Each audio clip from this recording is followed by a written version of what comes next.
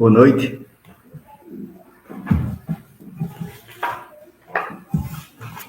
Começar a nossa análise sobre Papa Leão XIV.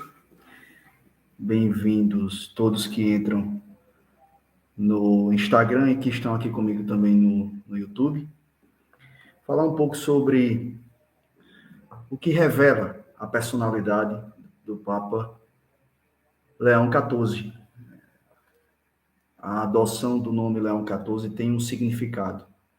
Leão tem um significado dentro da igreja e remete ao último Papa com o nome Leão, que foi Leão XIII. A continuidade do número 13, 14, quando tem João Paulo I, João Paulo II, Leão XIII, Leão XIV, Bento XV, Bento XVI, é a sequência de um estilo de reger a igreja e também de uma visão espiritual sobre a igreja e sobre o mundo. E tem muito conteúdo espiritual o nome Leão. Ele está consagrado nas tradições civilizacionais e históricas de grandes sociedades, como um símbolo de guerra, remete ao animal. Então, leão remete à tribo de Judá e remete ao leão do Evangelho, por exemplo, de São Marcos, aquele que ruge no deserto, aquele cuja voz brada, chacoalha as terras do mundo. Então, a voz que professa a fé. Toda a simbologia das sociedades em geral, de uma civilização, elas trazem algo da personalidade daquele povo. Então, existe sempre, num símbolo, uma manifestação espiritual e terrestre. O símbolo ele é uma matriz de intelecções, é uma matriz de significados. E o animal leão, por ser genuinamente aquele que lidera as criaturas animais no espaço terrestre, por isso o nome de rei, isso vem desde o início dos tempos, ele foi utilizado na heráldica, ou seja, para representar a personalidade, o papel social de muitas famílias em determinadas sociedades, tribos e civilizações, e também por ser um símbolo espiritual. O mundo espiritual ele acontece no mundo físico, no mundo terrestre. E por isso, papas utilizaram o nome Leão por isso. São Leão Magno, o primeiro papa que converteu os bárbaros, convenceu Átila a não invadir Roma. Então, ele foi um pacificador. Então, tem a ideia de que o leão ele é um pacificador. Ele ruge para não atacar. Isso é uma das avaliações que a gente vai fazer aqui sobre Leão XIV e que espero que essa avaliação ultrapasse a análise política que, infelizmente, o senso comum tem feito sobre esse Papa. Eu estava assistindo a Globo aqui fazer a cobertura, uma cobertura tecnicamente muito boa do conclave e da eleição, a gente poderia dar escolha, melhor dizendo, do Papa Leão XIV, e assim, eles sempre falavam, o Papa vai ser progressista, vai ser conservador, fazendo essa indagação com um receio nítido de que o Papa pudesse defender as verdades de fé, como se Papa Francisco não tivesse defendido essas verdades de fé. Papa Francisco foi tão bom que ele defendeu as verdades de fé numa linguagem que saiu da própria realidade católica e alcançou outros agrupamentos, outras sociedades que não têm a cultura cristã como uma realidade, a fé cristã como uma realidade. E por isso mesmo, ele, na sua atuação missionária, jesuíta como era, foi pregar para não convertidos, para aqueles que ou entendiam muito pouco da fé, do evangelho, ou não entendiam e sequer ouviram falar do evangelho, como aconteceu na Mongólia, quando ele colocou lá o sacrário, levou nosso Senhor Jesus Cristo e fez a missa, presidiu a missa, no meio do solo tribal, no meio da Mongólia, ou seja, a Mongólia pôde, depois de muito tempo, presenciar uma missa campal e o sacrifício do próprio Jesus, ou seja, em persona ali, na figura do Papa e na realidade da Mongólia. Então, a gente tem um Papa hoje que está sendo interpretado sempre por chavões políticos, por classificações políticas. Se ele vai ser alguém que vai pensar como esquerdista, como marxista, se ele vai ser alguém que vai ser um tradicionalista na perspectiva religiosa, se ele vai ser um liberal conservador, como alguém ventilou, porque possivelmente ele teria votado no Partido Republicano. Não é assim que se avalia um papado. Um pontificado não se avalia dessa forma. O Papa, ele é uma figura que também atua no campo político, mas ele defende verdades que são espirituais e que atuam sobre a alma humana e sobre o espírito de um povo. Então ele vai falar, não é só de dogmas, ele não vai defender dogmas que inclusive ele não pode contrariar. Ele não vai trazer ensinamentos sobre a psicologia humana, sobre a atuação do ser humano na vida em família, na vida em comunidade. Ele vai falar sobre meditação, ele vai falar sobre ensinamentos, ele vai falar sobre como se relacionar, sobretudo, com a pessoa de Jesus Cristo. Porque o Papa, a pedra, né, Pedro, ele representa a unidade da igreja na cabeça que é Cristo. Então, é como eu, enquanto membro da igreja, converso com o cérebro, converso com a mente, converso com o superior, que é Senhor de minha alma, que é Jesus. Então, esse relacionamento, ele é, sobretudo, uma atividade de comunicação e de diálogo.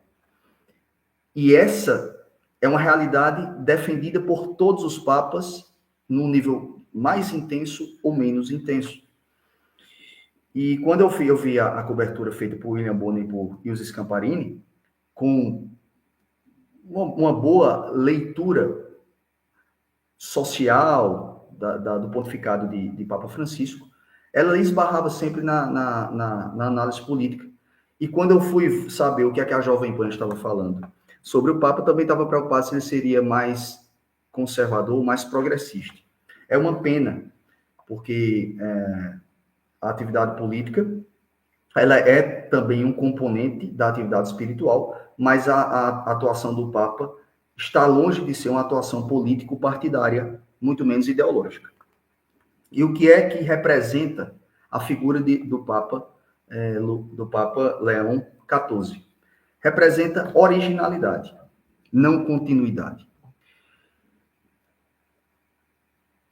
Continuidade no nível absoluto. Ele vai permanecer vai manter o passo pastoral intensificado por Papa Francisco, mas vai voltar à mística de Bento XVI. Ele vai ser um Papa intermediário entre a posição social, comunitária e comunicativa de Francisco e a posição contemplativa, a postura contemplativa, meditativa e, sobretudo, interiorizada de Bento XVI.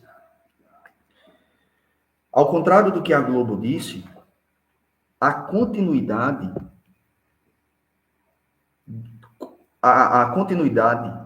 mais forte foi a continuidade de Papa Francisco em relação a Bento XVI. Para analisar Papa Leão XIV, a gente precisa realmente ver o que está antes. todo o contexto amplo que está antes dele, qual é a linha espiritual que vinha sendo adotada pelo Papa anterior, e inclusive o Papa anterior a Francisco, que é Bento XVI. Então, a pós-modernidade, sobretudo com a mídia, ela mudou a maneira de o Papa se relacionar com a sociedade, em geral.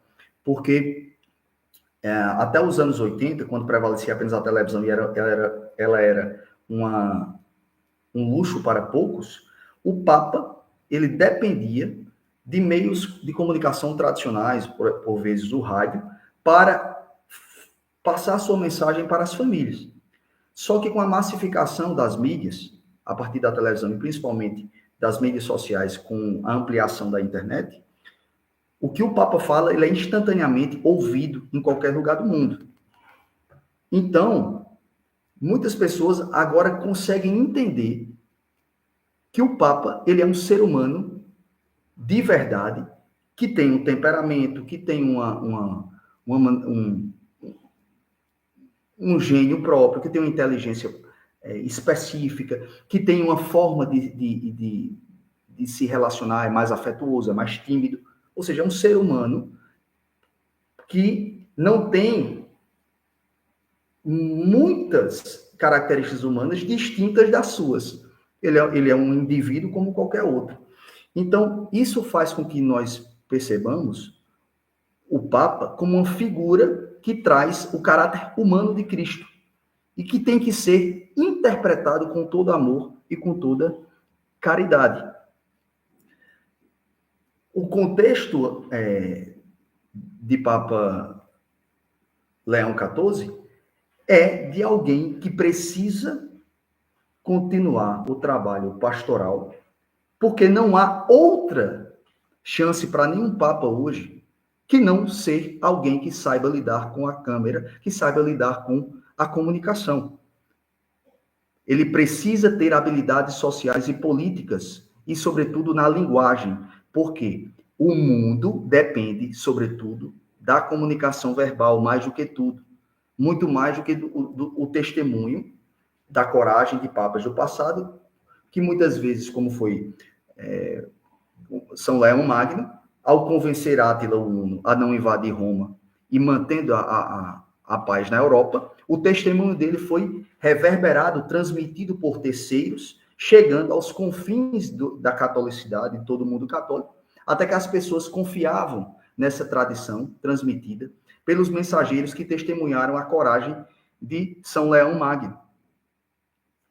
Hoje, as pessoas têm uma relação estreita com a figura mais importante da Igreja Católica. Então, as pessoas precisam entender que ali existe uma humanidade e ali existe uma representação divina numa mesma pessoa. Não ele é Deus e homem, porque só Cristo é Deus e homem. Tem uma natureza divina e uma natureza humana. Mas ele representa a unidade de Cristo na Terra. Então, ele tem, simbolicamente, essa representação dual do aspecto humano, do aspecto divino, da figura de nosso Senhor Jesus Cristo. E, falando de Papa Leão XIV, ele é alguém que vai continuar essa forma pastoral de se relacionar com a comunidade. Qual é o contexto de Papa Leão XIV?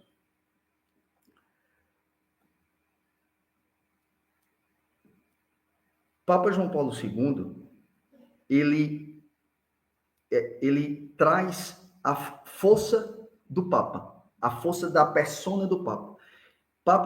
Papa João Paulo II, ele fortalece a figura da autoridade papal. Papa João Paulo II, ele é um Papa mais político, porque o mundo do final da década de 80 era um mundo em que a ditadura, o totalitarismo soviético, do comunismo do leste europeu, era uma realidade que massacrava as populações cristãs daquela região. Polônia, Bielorrússia, Ucrânia estavam sendo agredidas por uma forma desumana de governar, que é o que o comunismo representa. Ou seja, violar a individualidade, violentar a consciência, violentar a dignidade humana. Então, o mal estava se manifestando por excelência no campo político. Era uma agressão direta à individualidade, até física do ser humano, especialmente física. Então, foi um papa que atuou politicamente. O campo da política é o campo, por excelência, do mundo material, do mundo físico, da ocupação do poder. E ele trouxe a liberdade do evangelho como arma de transformação e de conversão. Então, existe muito mais uma atuação política de Papa João Paulo II do que uma atuação pastoral ou sinodal, como foi defendida por Papa Francisco. A verdadeira originalidade, ela vem com o Papa Bento XVI. Então, a maior continuidade é de Papa Francisco em relação a Bento XVI. Papa Francisco continua tudo que Bento XVI começou, a jornada da juventude,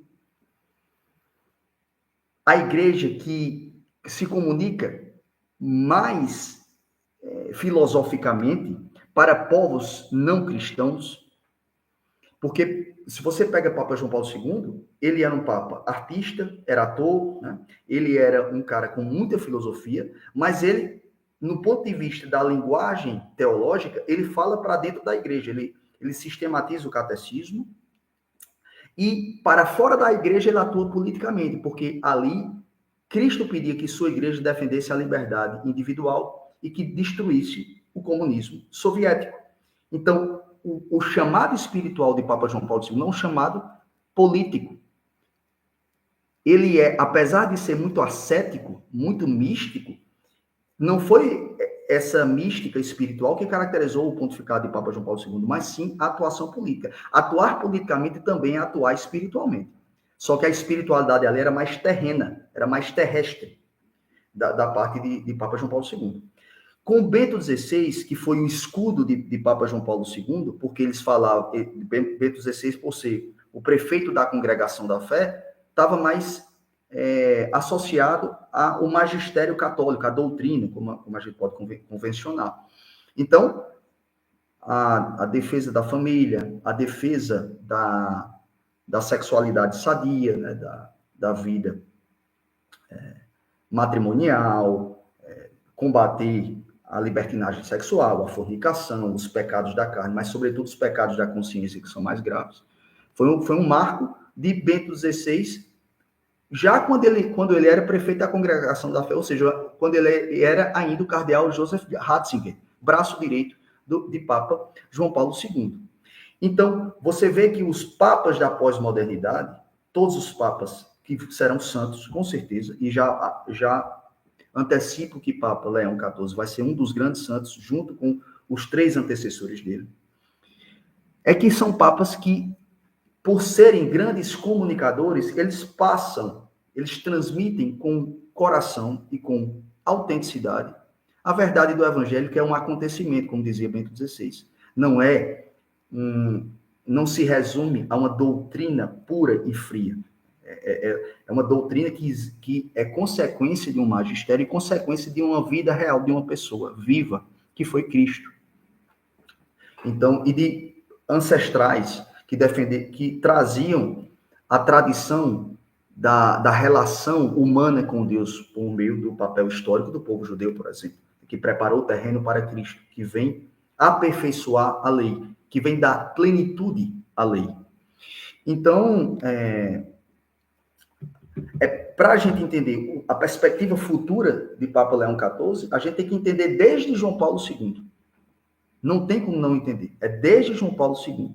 Então, João Paulo II, dos últimos papas, ele é o que mais se distingue. Não porque foi menor na inteligência. É engraçado porque associam a uma menor intelectualidade a figura de Papa Francisco. Mas se você ler as encíclicas, os textos de Papa Francisco, você vai ver que ele tem uma sofisticação filosófica e teológica muito alta. Ele é muito profundo. Todos foram, mas eu acho que eu imagino, e a gente testemunha isso, como o Papa João Paulo II, ele foi um Papa que ele atuou mais no campo terrestre e menos no campo espiritual e intelectual. Então, o Papa João Paulo II, ele foi um Papa que deu testemunho de fé no campo político, porque naquele momento Deus pedia que o pastor do povo de Deus pudesse defender a liberdade para que os cristãos professassem a sua fé no leste europeu, que estava sendo massacrado pelo comunismo soviético.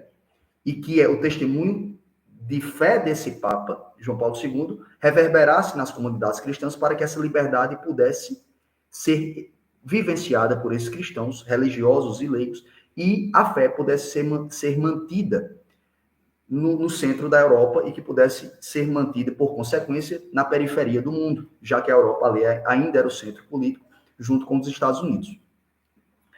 Quando o Papa Joseph Ratzinger, braço direito de João Paulo II, se torna Papa, você tem, aí sim, uma igreja mais espiritual. Eu disse que atuar politicamente, atuar no campo físico é atuar espiritualmente, mas aqui eu estou dando uma conotação mais mística, ou seja, da vida interior do ser humano. O ser humano que dialoga íntima e profundamente com Deus, na sua consciência e no seu comportamento, por meio, sobretudo, da oração. Então, o marco de Bento XVI é a igreja na sua universalidade. Os conflitos políticos já tinham sido superados e agora é uma igreja que se volta para o ensinamento e a memorização da experiência cristã, a atualização da experiência cristã.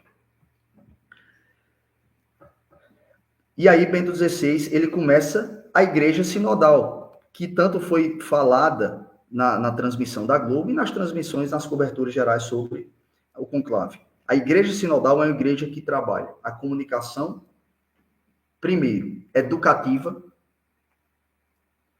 para a interna para a igreja, ou seja, uma comunicação externa fora do Vaticano, mas para a igreja militante em todo o mundo, e é uma comunicação também secular, ou seja, laica. Laica aqui não tem nada a ver com laicismo, de Estado laico que não professa nenhuma religião. Aqui laico tem a ver com a comunicação que não necessariamente é por uma via religiosa, formalmente religiosa, mas por meio das realidades comuns do cotidiano, das amenidades, das experiências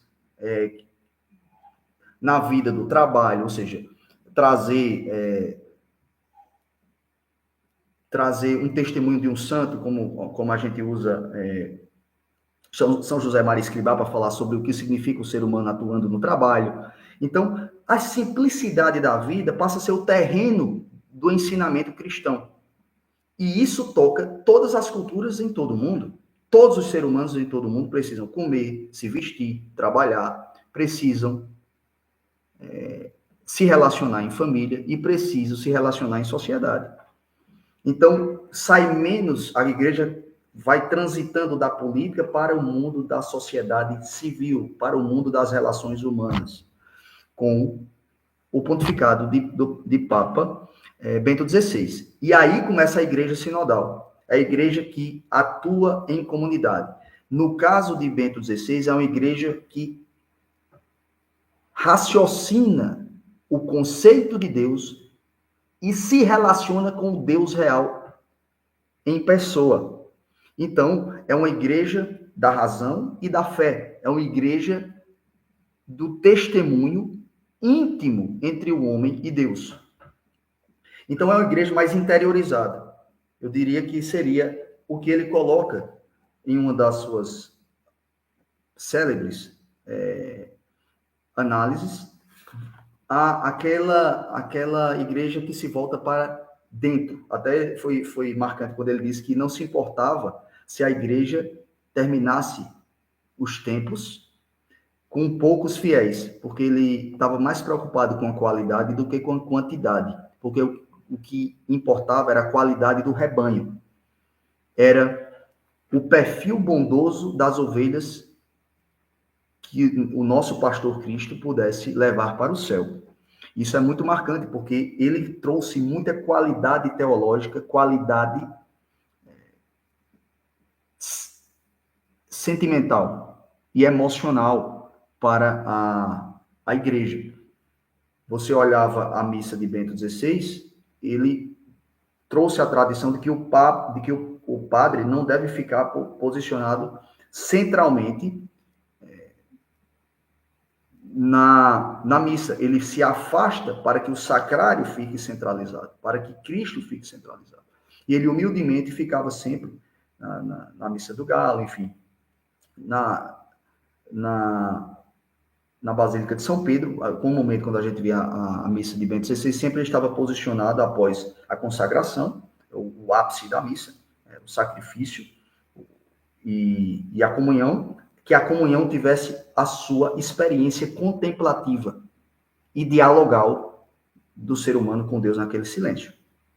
Então, ele humildemente se colocava do lado para que Cristo voltasse ao centro. É uma igreja profundamente cristocêntrica com o Papa Bento XVI. Então, é uma igreja mística. Eu vou separar aqui o que é espiritual. Espiritual é tudo que o ser humano faz de bom, né? No mundo terrestre e também nas suas meditações e orações. Mas aqui eu vou dizer uma igreja mais social e uma igreja mais mística, ascética ou mística, que tem esse aspecto mais interiorizado, fundamentado na oração. Então,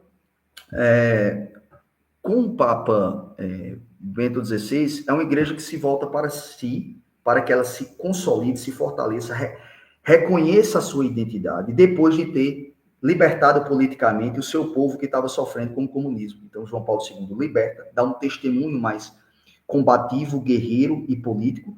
Bento XVI dá um testemunho mais intelectual e espiritual. E aí, você tem a figura de Papa Francisco expandindo essa espiritualidade por meio do serviço à comunidade. Ele amplia a igreja sinodal, ele amplia o sentido da universalidade caritativa, ou seja, do serviço pela entrega do ser humano ao seu povo e pela entrega do ser humano às pessoas que ele ama. Ou seja, a igreja sinodal que recuperou a sua memória com o Papa Bento XVI, agora é uma igreja que estava em saída, como dizia o próprio Papa Francisco. Era uma igreja carismática, era uma igreja efervescente, era uma igreja carnavalesca, era uma igreja artística. A filosofia de Bento XVI, que criou a Jornada Mundial da Juventude, que traz Deus Caritas Est, ou seja, o Deus da caridade, o Deus do serviço, como um conceito e como uma realidade viva, agora deveria ser amplificada nas relações sociais. E aí, Papa Francisco ele é muito mal compreendido pelos ditos tradicionalistas, porque ele estava falando as mesmas verdades de Papa Bento XVI, só que para não católicos, porque jesuíta fala de maneira invertida. Ou seja, ele usa a linguagem daquele natural daquele povo, daquela cultura, para associar a experiência daquele povo, daquela cultura, com o que é Deus em pessoa. Ou seja, ele não vai dar um sermão catequético para quem não conhece Cristo. Ele vai apresentar Cristo pelo exemplo que ele é. Ou seja, pelo amor eu converto e eu catequizo, não por uma atividade lógico-racional. Primeiro, a atividade lógico-racional serve para a gente desmascarar hereges, para a gente refutar os detratores da fé. Mas a atividade, por excelência de fé, é uma atividade de comunicação íntima e emocional, ou seja, é emocional, é corpórea também, é mental do homem com Cristo, e ele também dá o testemunho para o povo, sendo quem ele é no seu comportamento, falando de Deus não só diretamente, mas indiretamente pelo seu comportamento, e convivendo todos os fatos daquela comunidade, vivendo tudo que aquela comunidade vive. E por isso que a igreja ganha tantos fiéis com o Papa Francisco. Com o Papa Bento XVI já havia tido um aumento de fiéis, mas, ao mesmo tempo, ela é a igreja que ela está se reestruturando, eu diria, em termos teológicos, ela está se reconhecendo ali, nos seus conceitos, nas suas ideias. Ela é uma igreja que ela é mais estática, ela é mais calma, ela é mais contemplativa e um tanto introspectiva. E por isso ele me atraía tanto, porque era aquele semblante sereno. A igreja reflete muito a personalidade do Papa. E chega o Papa Francisco e extravasa, né? Amplifica, como um típico argentino, como um típico argentino de sangue quente, né? Você tem a origem espanhola ou italiana, você tem essa latinidade na veia, e ele era isso. Então Deus, Cristo, ele se manifesta em cada pessoa, conforme ele cria aquela pessoa, conforme a personalidade que ele confere àquela pessoa. Ele vai, por isso que Cristo se manifesta diferentemente em cada pessoa. E Papa Francisco, ele é realmente a continuidade de Papa Bento XVI, porque ele leva adiante a Jornada Mundial da Juventude e tudo que Papa Bento XVI trouxe sobre o Deus da caridade, o Deus do relacionamento, que uma doutrina, ela só existe porque existe uma pessoa verdadeira antes. Tudo isso agora, ao invés de ser transmitido como ensinamento de um grande professor que vai ser doutor da igreja, como o Bento XVI é transmitido na figura de Papa Francisco pelo seu comportamento, pela atuação nas viagens que ele fazia e pelos gestos de afeto que ele dava a quem o procurava.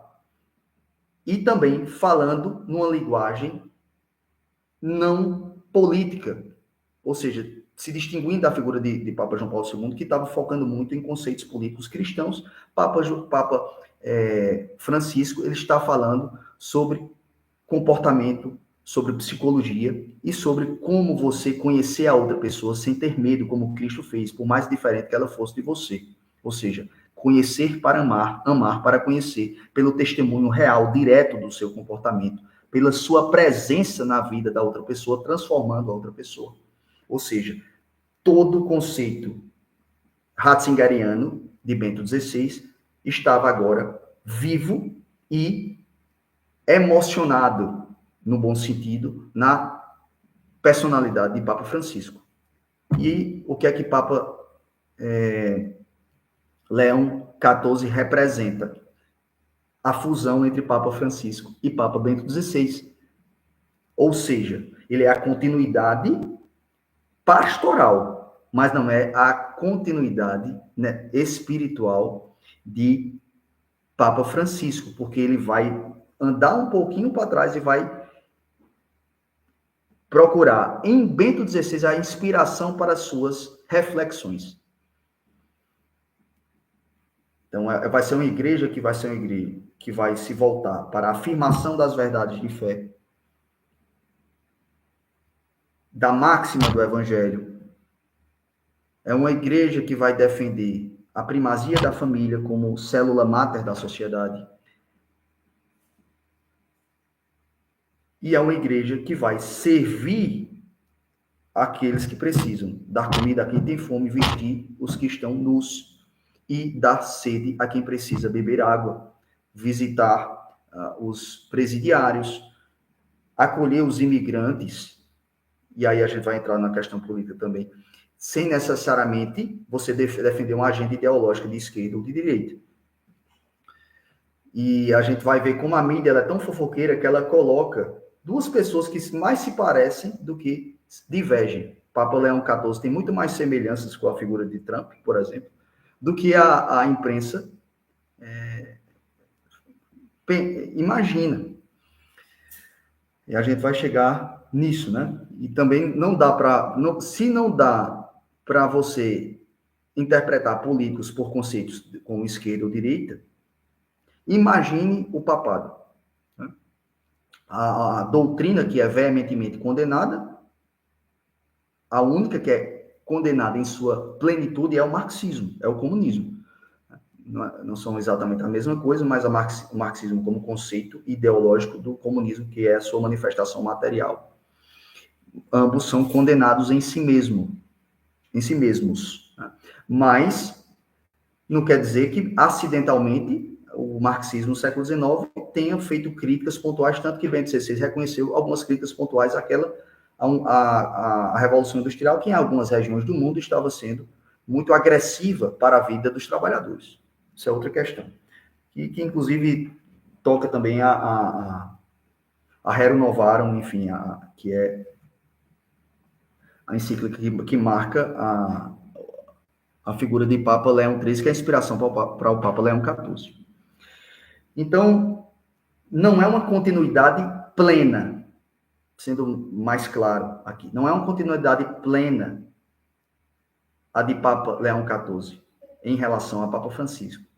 Ela é uma continuidade relativa, ela é uma continuidade pastoral de uma igreja que vai se comunicar para não católicos, para não cristãos, que vai falar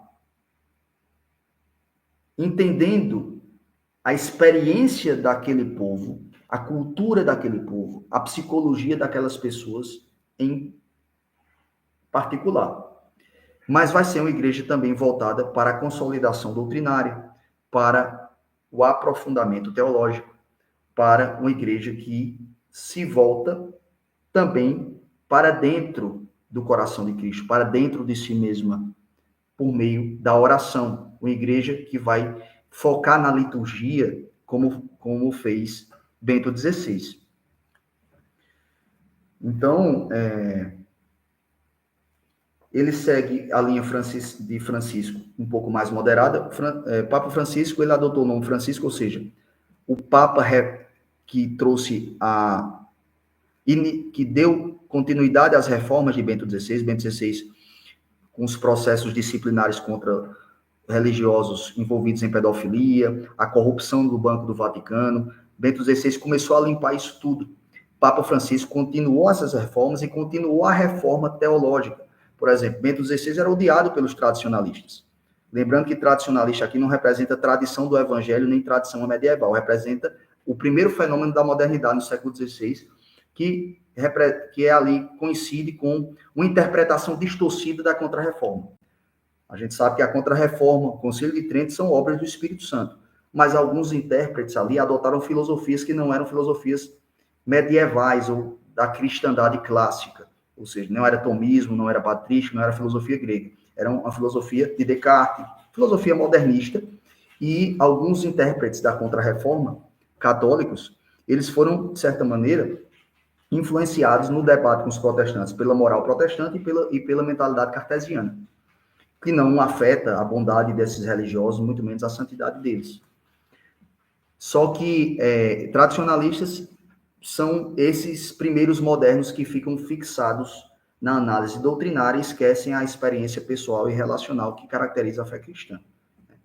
Então, Papa Bento XVI, ele corrige esse erro do século XVI, valorizando o Concílio Vaticano II, ou seja, que a mística, que o relacionamento precede a letra fria da lei, que a graça precede a lei, aperfeiçoa a lei, não elimina a lei moral. A lei moral ela é essencial para a ordem, para a vida em comunidade, para a ordem das relações humanas e para a ordem individual também, cognitiva, mental. Mas ela é um segundo movimento do espírito. O primeiro movimento é um movimento contemplativo, eu ver a face de Deus e admirar a beleza de Deus, conversando com ele, me relacionando com ele, tratando como meu Senhor e meu melhor amigo. Bento XVI inaugura essa realidade mística da igreja, rememora, traz de volta essa realidade mística da igreja, que tinha sido, em algum modo, abordado por todos os papas da modernidade, mas que João Paulo II não pôde focar tanto porque ele tinha que atuar politicamente, era o serviço dele, foi a obrigação que ele recebeu de Deus ali. Então, essa igreja sinodal e espiritual de Bento XVI, ela ganha ela ganha vitalidade, ela é personificada literalmente em Papa Francisco. E aí ele usa uma linguagem toda dialética, sensível, para que esse discurso todo doutrinal, todo filosófico, todo teológico de Bento XVI pudesse ser entendido de maneira mais simples e direta pelas pessoas, inclusive fora dos muros da igreja.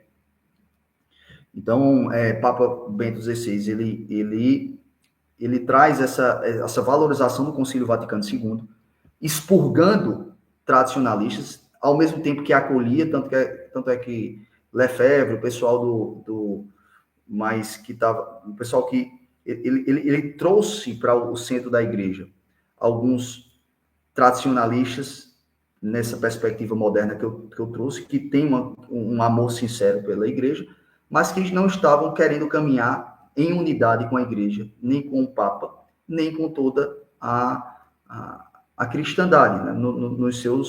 Na figura dos bispos, padres, monges e dos leigos. Eram cismáticos, atuavam de verdade como uma seita. O Papa Bento XVI deu chance, trouxe a fraternidade, São Pio X, enfim, comunidades tradicionalistas, para o diálogo, para que mantesse a unidade. O problema é que, nos anos seguintes, eles, por orgulho e vaidade, não estou dizendo aqui todos, acabaram se apartando novamente, querendo criar uma igreja paralela à igreja de Cristo, ou seja, uma igreja mais católica do que a própria igreja, que é o grande ato, infelizmente, de vaidade dos grupos tradicionalistas. Porque Bento XVI sabia que essa mística medieval, essa primazia da lei sobre a graça, da graça sobre a lei, perdão, em que a graça dá vida e movimento à lei, e que ela ilumina a lei, e que ela transcende a lei, deveria ser voltar para a vida, para o centro da vida cristã, porque isso era a própria natureza do cristianismo. É uma alma em movimento. Depois eu vou trazer aqui uma frase que define. Eu estou falando aqui de Papa Leão XIV. Estou falando de Papa Leão XIV. Leão XIV, ele vai ser essa igreja interiorizada espiritual de Bento XVI também com características sociais de Papa Francisco. Então, Papa Bento XVI chamou caridosamente, ou seja, teve essa pastoralidade. A pastoral, engraçado que a pastoral de Papa Bento XVI é uma pastoral interna, é para a própria igreja, é reunificar a igreja, consolidar esse rebanho que já está garantido. E Papa Francisco sai para procurar as ovelhas perdidas. E por isso que a continuidade mais perfeita é a continuidade de Francisco em relação a Bento XVI. Francisco continua literalmente Bento XVI. Bento XVI não continua tanto o que Papa João Paulo II fez. E Papa Leão XIV não vai continuar tanto o que Papa Francisco fez. A maior simbiose é entre Papa Francisco e Papa Bento XVI. Agora a gente vai ver mais um período de uma singularidade, como foi o período de Papa João Paulo II. Papa João Paulo II, um intelectual que era combativo no campo político. Agora a gente vai ver Papa Leão XIV sendo combativo nas mensagens cristãs e na valorização da liturgia. De novo, é uma igreja de reflexão, é uma igreja de pensamento, é uma igreja de meditação, é uma igreja de admiração do belo, como era com Bento XVI, como foi com o Papa Francisco, embora o foco dele fosse mais o social, o sinodal no serviço da comunidade. Mas a igreja sinodal começa com Bento XVI e se amplia com o Papa Francisco. E agora a sinodalidade vai ser uma sinodalidade de fato equilibrada. Por quê? Porque Papa Leão XIV, escolhendo o nome Leão, escolhe também a experiência intelectual como uma forma de testemunhar Cristo.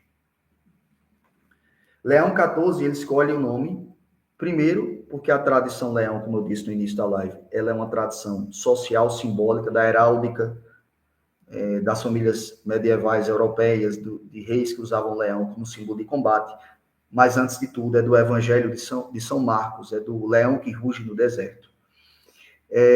De um símbolo espiritual, ou seja, muito mencionado na Bíblia, como símbolo de força, e a força começa na alma. E São Leão Magno, o primeiro Papa, como eu já falei aqui, e especialmente porque Leão XIII foi o Papa da Rerum Novarum.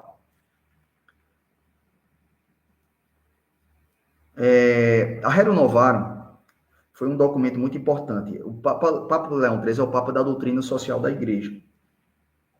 Então, é um documento que dá um soco na cara do comunismo.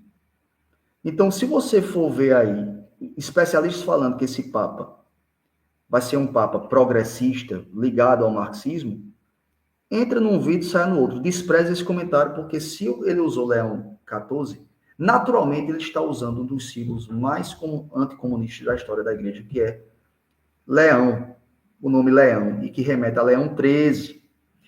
Leão XIII, ele confecciona a Rerum Novarum. Por quê? Porque o contexto da Revolução Industrial era um contexto de um paradoxo. Maus tratos de um lado contra os trabalhadores e do outro, o crescimento do marxismo naquela ideia luciferina de luta de classes e de que patrão não presta, só quem presta é a classe trabalhadora que tem que fazer uma revolução para mudar o mundo e trazer o céu para a terra. A ideia messiânica, no sentido terrestre puro, né, de que o reinado do paraíso, de um Deus que a gente sabe que é falso, né, de um Deus de uma perfeição nesse mundo que não existe, iria acontecer por uma ordem política, por um regime político. O marxismo é revolucionário por isso. Ele nega o céu, ele acha que a felicidade é nesse mundo. E aí a revolução marxista, ela traz mais sofrimento para a classe trabalhadora. A classe trabalhadora no século XIX, por mais que estivesse passando por maus tratos, ela estava com um padrão de vida muito mais alto do que nos séculos seguintes da modernidade. Então, ela vinha crescendo junto com os empreendedores, mas existiam abusos. E aí vem Papa Leão XIII e diz, não, olha, existe a dignidade do trabalho e do trabalhador. Ele é um ser humano tão ou mais digno, porque aquele que é operário, como diz São Paulo, ele precisa comer, e quem não paga o operário é mais culpado do que qualquer outro. Um dos pecados que brada aos céus, segundo São Paulo, é não pagar o justo salário do trabalhador. Então ele vem trazer reforçar uma tradição cristã, bíblica e especialmente paulina, sobre a valorização do trabalho e do trabalhador, do operário, a gente remete inclusive a São José, né, que é o patrono dos operários. Então, existe aqui, no mesmo documento da Rerum Novarum, aí eu estou trazendo para a política, porque tem que falar também de política, não da política partidária, mas da política como uma manifestação física de Cristo, física de Deus. O documento que ele dá um soco no comunismo e, ao mesmo tempo, valoriza a classe trabalhadora, estimulando a criação de sindicatos, para justamente que a classe trabalhadora não fosse vítima de um leão do mal. Aí leão é a figura, o símbolo ele tem dupla conotação, positiva e negativa. Então o aspecto negativo do leão é aquele que mata o cristão quando ele peca, quando o cristão escolhe por livre consciência o pecado. Ele está à mercê desse leão que vai comer ele, ou seja, a figura de que vai levá-lo para a danação, para a condenação. Então, mas aqui, quem é esse leão do mal? O Scar do Rei Leão, né? Scar, aquele tio maldoso que Simba teve, um leão perverso, é o comunismo. Então, o mundo do século XIX é um mundo conturbado das formações ideológicas, ou seja, da sistematização dos partidos ideológicos no campo político, e que era preciso trazer a mensagem fundacional da vida, que era a mensagem cristã de dignidade humana. de que o ser humano ele precisava ter tempo para exercer o seu relacionamento com Cristo. E aí ele protege a classe trabalhadora, Leão 13, com a Rerum Novarum, defendendo a dignidade e justos salários para os trabalhadores e, ao mesmo tempo, para que ele não fosse massa de manobra de correntes políticas que eram antinaturais, desumanas e luciferinas, como o comunismo. E aí ele decreta lá o comunismo, afirmando o comunismo como uma ideologia absolutamente incompatível com o cristianismo. Quando o Papa Leão XIV escolhe esse nome, ele está dizendo: não há espaço para ideologias dentro da igreja, e principalmente a pior delas, que é o comunismo. Não há como associar a figura de Leão XIV à esquerda revolucionária, porque existe uma esquerda sadia, mas não há como associar a Papa Leão XIV à esquerda revolucionária, porque ele é o Papa que faz homenagem a Leão XIII, é o Papa que é o Papa da Rerum Novarum, e é o Papa que documenta a incompatibilidade do cristianismo com o comunismo. É o Papa anticomunista do século XIX. Leão XIII, Leão XIV está lembrando que a igreja é anticomunista quando adota o nome Leão XIV. Ao mesmo tempo, acolhe o trabalhador, porque Cristo veio para os doentes, principalmente para os mais necessitados. O pontificado de Francisco é um exemplo testemunhal disso, concreto disso. Lembrando, Bento XVI começa a igreja sinodal no nível intelectual e espiritual, Francisco personifica, materializa, e agora a gente tem um equilíbrio dessas duas figuras na pessoa de Leão XIV. Então ele vai ser mais original, ele realmente vai ter uma quebra na continuidade, no sentido espiritual, porque vai ser menos dinâmica do que foi com Francisco. Não vai ser de tanta movimentação, de tanta efervescência, de um sentimento latino. Vai ser uma igreja mais serena, como era a de Bento XVI no nível místico e espiritual, uma igreja de tomada de consciência, ou seja, a consciência sobre a consciência que eu tenho, ou seja, a igreja ela vai ter mais autoconhecimento, ou seja, a consciência que ela tem uma consciência, e a consciência central dela é Cristo. Então, a igreja que vai se voltar para dentro dela espiritualmente e manter a pastoralidade para comunidades não cristãs. Por isso que ele vai seguir essa forma jesuíta de Papa Francisco. Papa Francisco ele era jesuíta na alma mesmo, apesar de ser franciscano no coração, da simplicidade franciscana, mas ele era jesuíta no estilo. Então, ele era heterodoxo na forma. Não tem como um Papa não ser ortodoxo para ser legítimo Papa, mas ele pode ser heterodoxo na forma de se comunicar, na externalidade, na manifestação do seu pensamento, da sua linguagem. E esse Papa, ele vai manter essa forma sensível e compassível. A compaixão é quando eu me identifico com o meu interlocutor. É quando eu me torno semelhante a ele. Eu sinto a dor dele e eu falo a linguagem dele. Isso foi a marca bem original de Papa Francisco. Isso existia no campo das ideias e no campo da fala de Bento XVI, quando ele fazia as visitas com toda a simplicidade. O mais humilde de todos foi Bento XVI. Todos são humildes, mas no sentido dessa humildade mais contida. Agora, Papa Leão XIV, ele é menos tímido do que Bento XVI, mas ele é mais contemplativo. E Papa Francisco, ele era filosófico, mas era uma filosofia materializada, ou seja, em movimento real. Ou seja, a filosofia dele era reconhecida pelo um comportamento dinâmico. Né?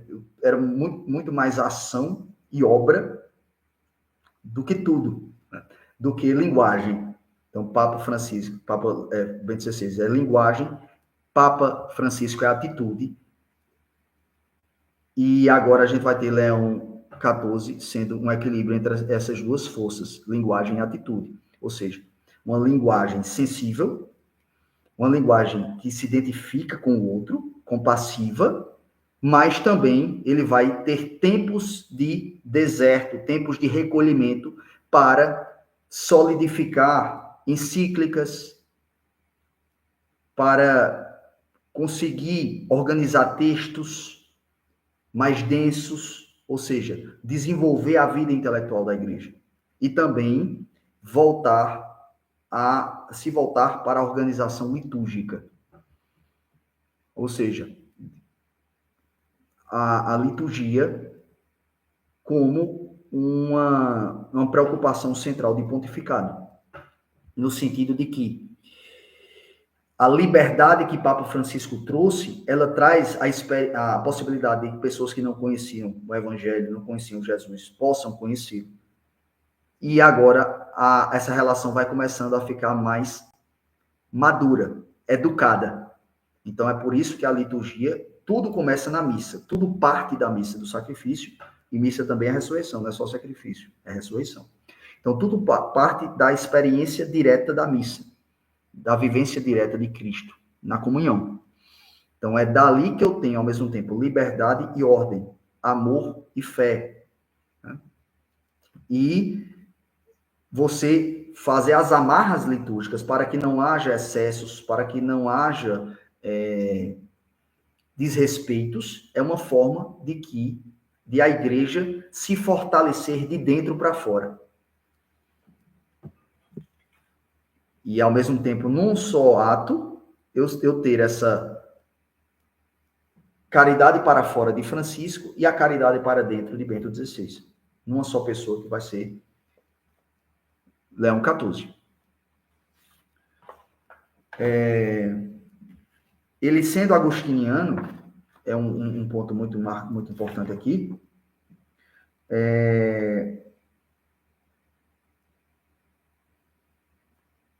ele sendo agostiniano, ele traz a unidade na diversidade e a diversidade na unidade. Isso aproxima muito ele de Bento XVI. Muito. A ideia de que o homem tem a dimensão de viver o testemunho na vida em comunidade, atuando no seu trabalho, sendo o melhor arquiteto, sendo o melhor médico, sendo a melhor agente social.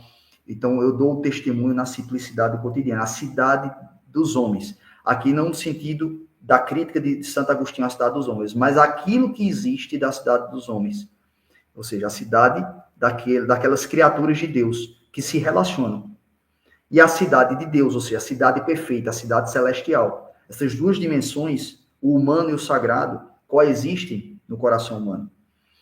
E, ao mesmo tempo que a gente é uno, a gente é parte do corpo da igreja, ou seja, somos membros, precisamos estar em irmandade. Então, o Cristo, que é a cabeça, os membros dependem uns dos outros. A gente precisa saber como a gente age, como essa nossa ação se reflete no outro, para que a gente tenha sensibilidade e cuidado de como esse amor chega ao coração do outro, por meio de nossas ações. Então, a diversidade na unidade, ela é uma máxima criada por Santo Agostinho. Diversidade na unidade e unidade na diversidade. O que for de liberdade, que seja vivenciado nessa liberdade do cristão. Aquilo que foge da caridade e que agride o outro ser humano e agride a Cristo, aí é preciso a intervenção. Não é a intervenção necessariamente de outra pessoa, mas é preciso que o ser humano volte à virtude e ao centro dele mesmo, que é o amor. Ou seja, não tem o que for de liberdade, que seja de liberdade, aquilo que ultrapassar e ferir a dignidade e o amor, que prevaleça a ordem. Então, esse equilíbrio entre liberdade e ordem é uma realidade muito agostiniana, que a gente vai ver na figura de Leão XIV, por ele ser um agostiniano, o primeiro papa agostiniano, da ordem dos agostinianos. Embora Bento XVI trouxesse no seu estilo intelectual, na sua personalidade intelectual, essa forma agostiniana de ver a igreja sempre como esse movimento de inflexão, de de movimento para dentro e de movimento para fora. Essa dinâmica de uma igreja mística, de uma igreja em movimento. E um movimento espiritual. João Paulo II fortalece a autoridade papal e a atuação política da igreja, mas a igreja sinodal, espiritualmente falando, é inaugurada por Bento XVI. A sinodalidade com o Papa Francisco é vivenciada nas ações sociais, na comunidade, ou seja, é uma sinodalidade social e relacional. E agora com o Papa Leão XIV, vai ser uma sinodalidade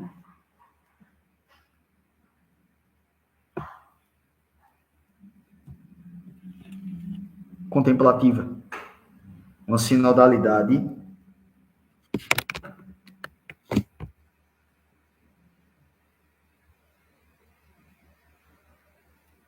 da oração, ou seja, ela é voltada para uma meditação, vai ser a marca dele, entendeu? E de um testemunho litúrgico, ou seja, de uma missa que, depois de ter sido reestruturada por Papa Bento XVI e depois de ter sido levada aos confins da terra por Papa Francisco, agora ela vai ser mantida, preservada, como alguém que cuida de um bem precioso e tem que todos os dias polir esse bem, polir esse ouro. Então, é a igreja da manutenção, do polimento, do equilíbrio, né? Das gradações e proporções. É uma igreja cósmica. A igreja de Leão XIV é uma igreja cósmica. É uma igreja que tem um olhar sobre a atuação político-social e um olhar sobre a criação de Deus, que está simbolicamente unificado na missa. A missa também remete à criação do Gênesis. O sacrifício que foi exigido por Deus quando Adão pecou, foi consumado quando Cristo veio à Terra e deu a sua própria vida por nós, ele é mantido na missa. Então, essa missa precisa, ao mesmo tempo, se movimentar e se ordenar. Ela tem que se manter a sua unidade, sua integralidade. E aqui não tem nada a ver com missa tridentina, não. Missa tridentina é uma missa moderna, não adianta dizer que não, porque o princípio medieval ele era de multiplicidade, ou seja, diversidade agostiniana. O pensamento agostiniano moldou o pensamento agostiniano moldou o mundo medieval, que foi o período mais cristão da história. E era justamente a maior diversidade litúrgica, diversidade cultural. Mas em todas elas o padre era versus Deum, ou seja, era voltado para Deus e contra o povo, ou seja, de costas para o povo. Não interessa. O Concílio Vaticano II ele é muito mais medieval do que o Concílio de Trento, embora sejam duas obras divinas. O Concílio de Trento é tão santo quanto o Concílio Vaticano II. Mas o espírito do Concílio Vaticano II é mais medieval porque mantém essa diversidade agostiniana com a unidade em Cristo, que é o que Papa Leão XIV vai representar. O afeto latino-americano, da experiência dele no Peru, com uma intelectualidade mais sistemática, ordenada, que precisa, que dá forma, dá shape à missa, para que a missa tenha suas colunas bem definidas e que o rebanho seja protegido pelas colunas da igreja e as colunas da missa, os pilares da missa, com a centralidade na consagração, mas com também a memória da ressurreição após a consagração, com equilíbrio entre afeto e piedade. Na África, mulheres dançam um pouco dentro da missa, isso é uma característica que Deus conferiu ao povo africano, em outras situações não pode ser muito apropriado, ou seja, essa diversidade cultural e de personalidades individuais em que a existência humana ela é formada, ao mesmo tempo, sendo Cristo a medida de tudo, o modelo de todos, no centro. Então, você vai ter uma igreja mais litúrgica do que a igreja de Francisco, mas também uma igreja voltada para a comunicação àqueles que são diferentes principalmente, que são diferentes do catolicismo. Então, ele vai continuar mantendo a linha jesuíta de conversão dos diferentes, dos não cristãos, e de apanhar a última ovelha perdida.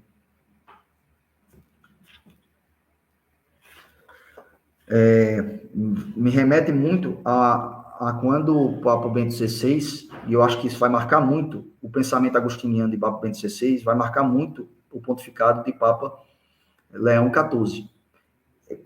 E eu trago aqui uma mensagem muito simbólica sobre esse estilo de governar que vai ser o de Leão XIV.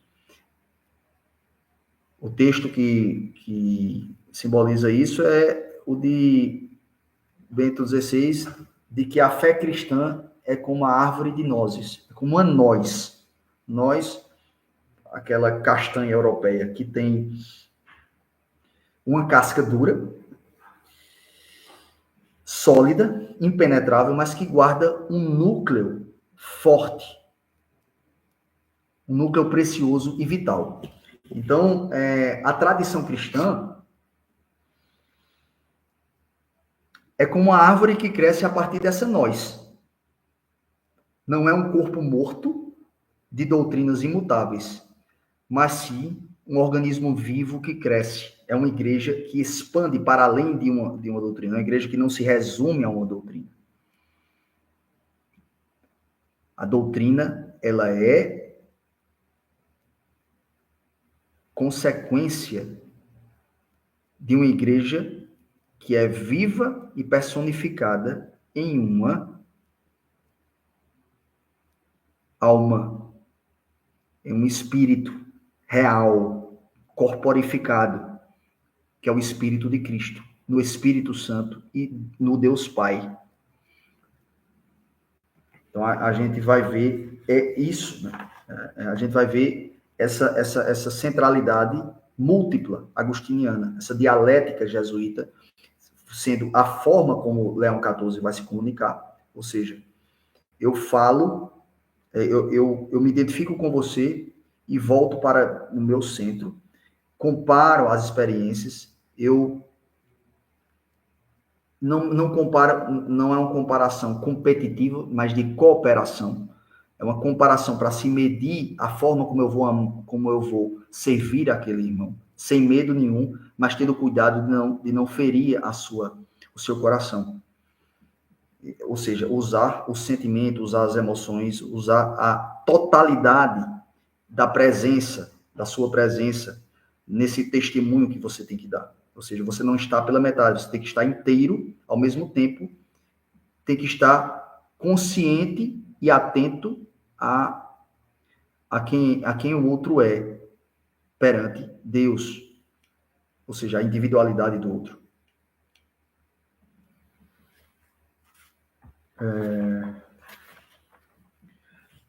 E acredito que, no ponto de vista político, é sempre importante a gente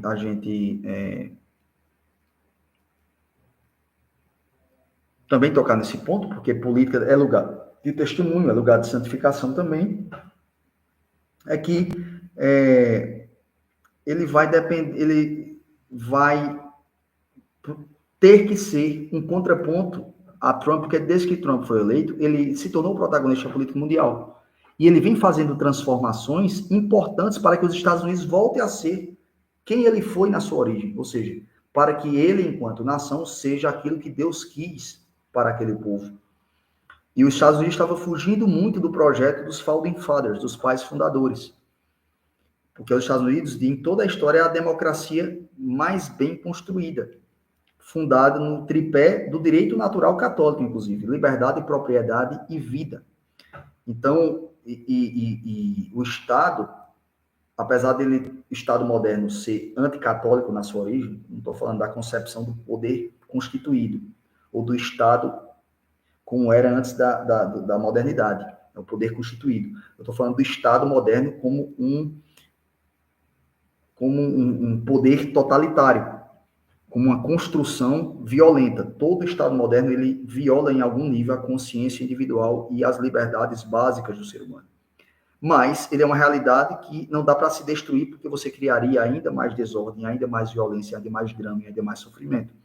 O revolucionário é isso, é você querer implementar uma mudança de uma forma destrutiva, que em longo prazo será letal. Mas os Estados Unidos estavam fugindo muito desse conceito equilibrado que a democracia clássica caracteriza e que os Estados Unidos conseguiu realizar como nenhum outro povo conseguiu. A cultura brasileira é muito melhor que a cultura americana, é muito mais profunda, muito mais rica. Existem povos que têm uma cultura superior à cultura aos Estados Unidos, mas quem melhor implementou o sistema político mais humanizado, mais justo de todos foi os Estados Unidos. Então, como sistema político, são sim um modelo a ser seguido por outros povos. Não dá para reproduzir literalmente a democracia americana em outras realidades, em outros países, mas dá para ser uma inspiração. E a democracia americana é a que mais aperfeiçoou o modelo greco-latino, greco-romano de democracia. E eu diria clássico medieval, clássico cristão de democracia. Porque se existe algo que é muito mais próximo do ideal de democracia, foram os reinos medievais. Os reinos medievais eram muito mais libertários, muito mais livres do que qualquer Estado moderno, a partir do século XV e XVI, século XVI principalmente. Então, o que é Papa Leão XIV na situação política? Ele vai, como sempre, ser um contraponto aos poderes protagonistas. A tensão entre poder secular e poder sagrado sempre existiu na Idade Média. Reis santos divergiram, debateram com o Papa Santos. Isso é saudável. Um é a medida do outro. O poder sagrado, sacramental da religião, ele ilumina o poder político para que coloque limites justos e saudáveis ao poder político e, ao mesmo tempo, fortaleça a liberdade que define a política de maneira mais perfeita. Política é a proteção da liberdade no mundo físico. E essa liberdade, ela parte de um indivíduo que tem uma alma, ou seja, parte de uma realidade mais ampla, mais profunda, que é a realidade espiritual. Então, o poder religioso ele não pode se confundir com o poder político. Né? Fundir, mas não se confundir, como dizia Santo Agostinho. Ele está ali próximo, mas ele não pode... Por isso que a ideia de Estado confessional, definida pelos tradicionalistas, é uma aberração, porque você acaba atribuindo culpa à igreja por crimes políticos que o Estado cometeu. Ou seja, a igreja vai pagar o pato por coisas que ela não fez, como aconteceu na Inquisição no passado. A Inquisição foi um regime que trouxe a ideia de defesa, de processo, a ideia de devido processo legal, de defesa de um advogado para a vítima, mas isso tudo foi ofuscado porque a ideia de Estado confessional do século XVI, do início da modernidade, fez com que o poder político pegasse esse conceito da Inquisição e distorcesse para condenar pessoas injustas, como foram o caso dos judeus. E aí a igreja pagou o pato por uma coisa que ela não fez. Pagou o pato, entre aspas, né? Pegou a fama de que ela foi perversa na Inquisição, quando ela não foi. A Inquisição veio justamente para combater a violência. Mas isso é outro assunto. Então, é importante que eventualmente, Papa Leão XIV faça um contraponto a Trump. Mas eles não divergem, eles convergem muito mais do que a porca imprensa imagina. No seguinte sentido, lá o Rerum Novarum, a encíclica de Leão XIII, que inspirou Leão XIV, o que é que ela defende? Não defende a dignidade do trabalhador, do operário? A política de Trump econômica é para reindustrializar os Estados Unidos para que os trabalhadores voltem a ter o padrão de vida que tinham antes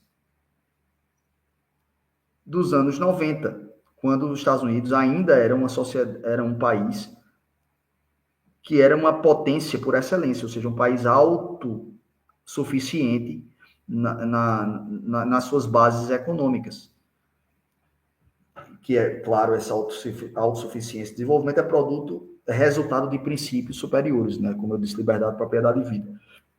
Então, a noção espiritual que os Estados Unidos tinham da sua própria identidade culminou com os Estados Unidos sendo a nação mais rica do mundo.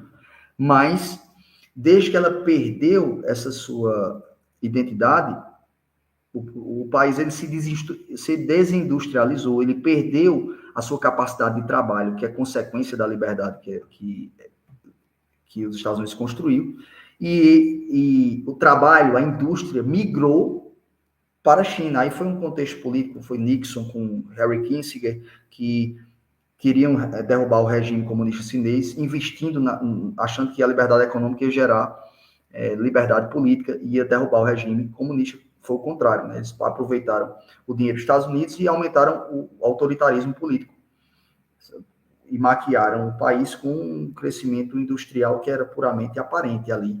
É só em algumas regiões da China, do país, enquanto o resto do país sucumbia na miséria. Então, Trump ele tem a preocupação com o trabalhador americano, com o padrão de vida do trabalhador americano. Ele é a favor de uma imigração qualificada, no seguinte sentido: realmente é preciso legalizar a sua entrada nos Estados Unidos para que você possa contribuir com o país e para que você também obedeça às leis daquele país e não produza violência e injustiças. É justamente o que a igreja quer. A igreja quer que as pessoas sejam integradas na sociedade, acolhidas, mas que sejam também bons, fiéis, deem um bom testemunho no trabalho e na sociedade. Ou seja, valorizem lei e ordem. Não é legalismo aqui, mas a lei justa, a lei natural, estou falando, né? E a ordem natural, ou seja, que o sistema político pode representar, caso aquela lei codificada represente uma lei moral justa, uma lei natural, uma lei espiritual saudável. Então, o imigrante ele tem responsabilidades, ele tem direitos, mas ele também tem deveres. E é isso que Trump está querendo ressaltar quando ele diz que é a favor de imigração legalizada. E, ao mesmo tempo, é importante Papa Leão XIV dizer que é preciso tratar bem os imigrantes porque eles são seres humanos dignos de direitos, tanto quanto os concidadãos americanos.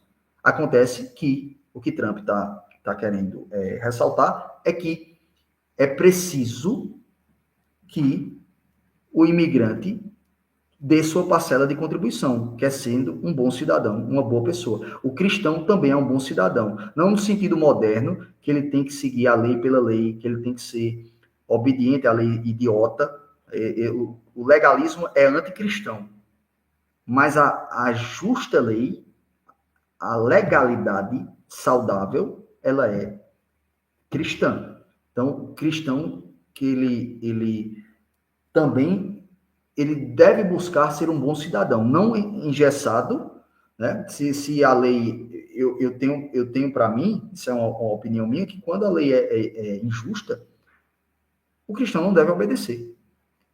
Isso é uma posição que acredito que existe sempre essa ressonância na doutrina católica. Mas ele não deve ser um vaidoso revolucionário que ele deve ditar as leis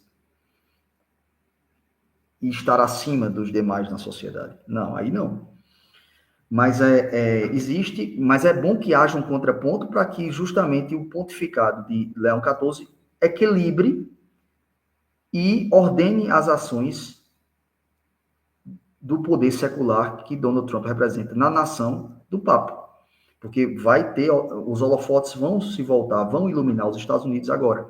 O país está com um presidente, o país mais importante, ainda mais importante do mundo, está com um presidente que melhor representa o espírito americano e, ao mesmo tempo, é tempo de um Papa americano. Então, os Estados Unidos vai estar no centro do palco mundial. E por isso que a igreja, como mãe, como mestra que corrige mais os filhos da casa. Claro, quem é país menos católico tem menos cobrança. Aqueles que têm menos conhecimento têm menos responsabilidade. O jugo é mais leve. O fardo é mais leve, o jugo é mais suave.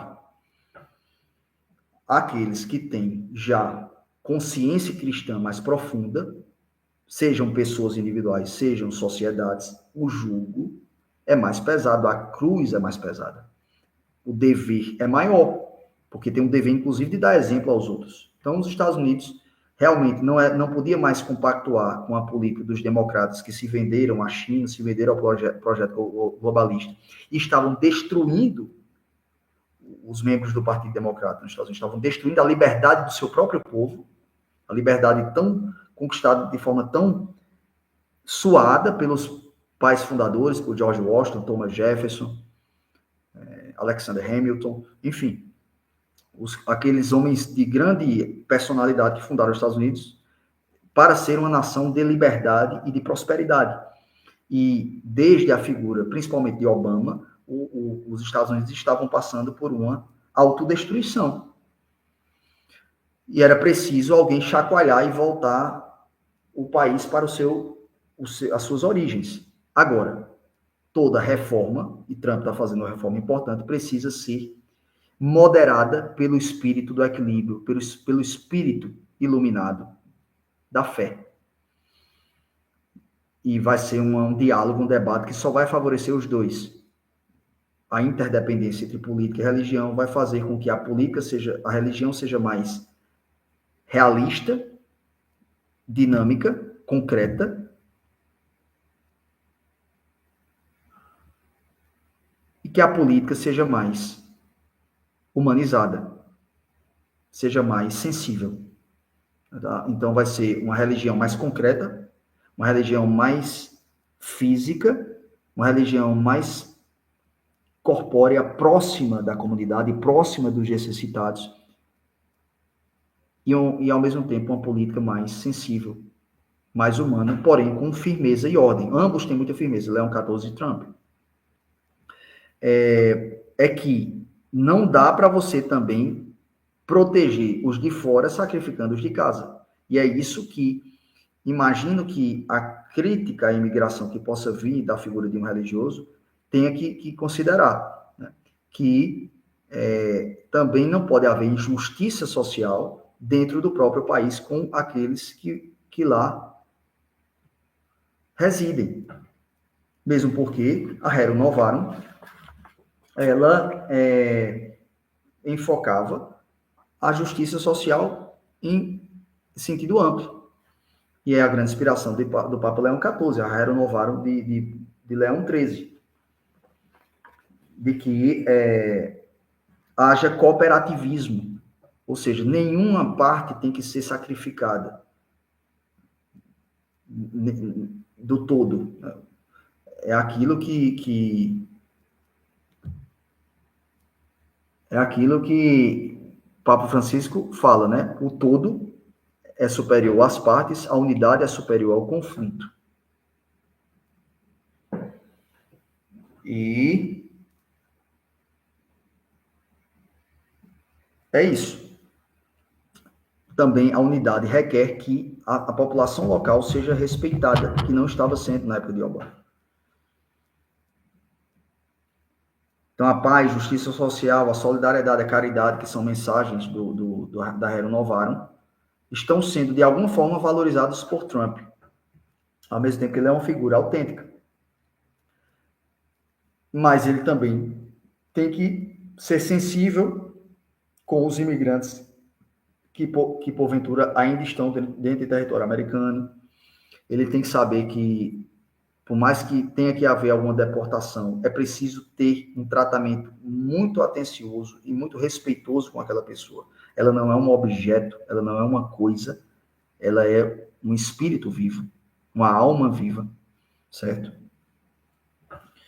E que tem a possibilidade de se redimir, caso esse imigrante coincida de ser alguém que tenha cometido um crime, porque alguns imigrantes pegos nessa imigração americana eram criminosos, mas não são todos. E muitos querem ali ter, na nação americana, uma esperança de futuro mais justo, de futuro mais feliz. E é preciso que uma política imigratória trabalhe também a possibilidade de legalização daqueles que querem contribuir com o país. E é bom que Trump reflita nesses termos. Mas vai ser muito salutar para a política e para a espiritualidade do mundo, caso haja um debate entre Leão XIV e Trump. Até porque ambos têm uma missão muito maior, que é a violência no Oriente Médio, é lutar pela liberdade de cristãos, judeus e também muçulmanos naquela região, é lutar pelo povo ucraniano, independentemente do governo ucraniano. Eu não vou entrar na questão Ucrânia e Rússia aqui.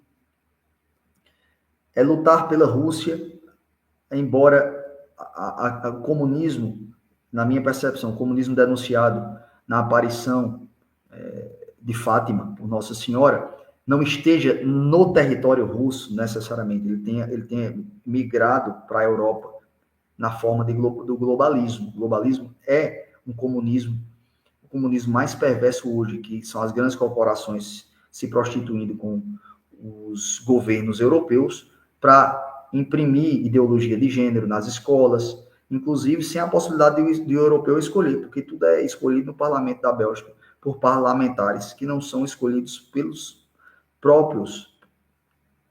populações dos países.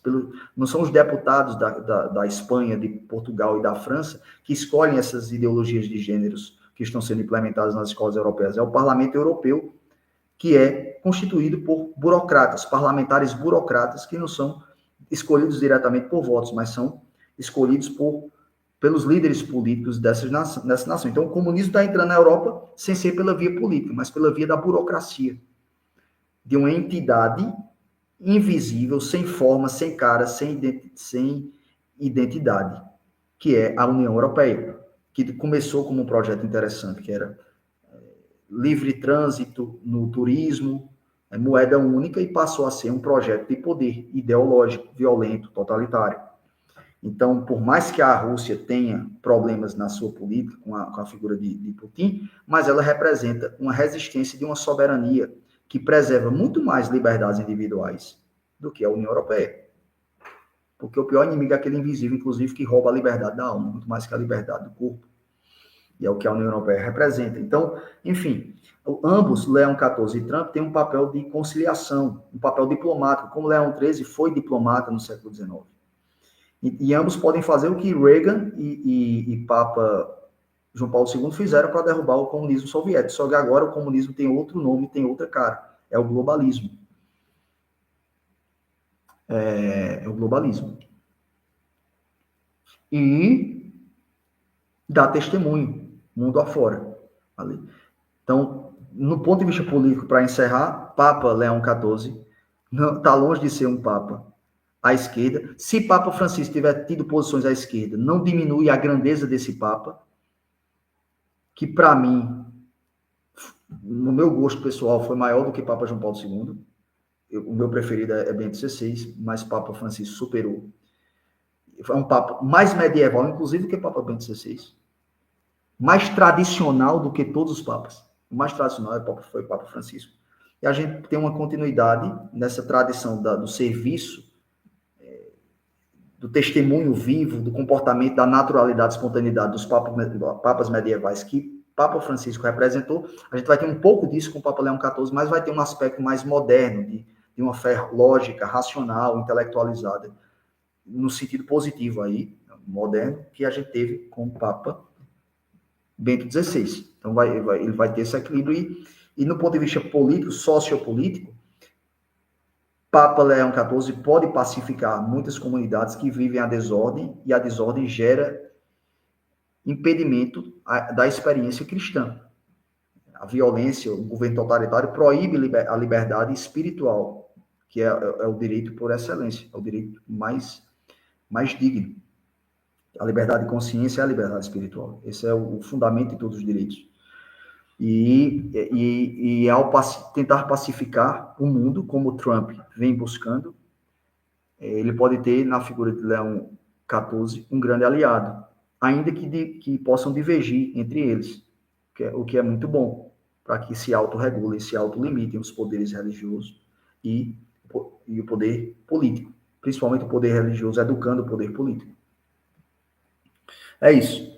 Acho que eu passei um pouco. Ela é uma live mais densa, é uma live mais ampla, mas é preciso entender os acidentes, os contornos para a gente adentrar o centro do assunto e entender quem é Papa Leão XIV.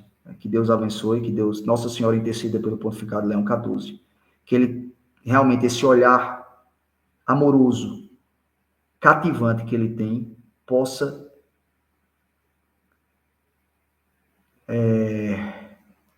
inspirar e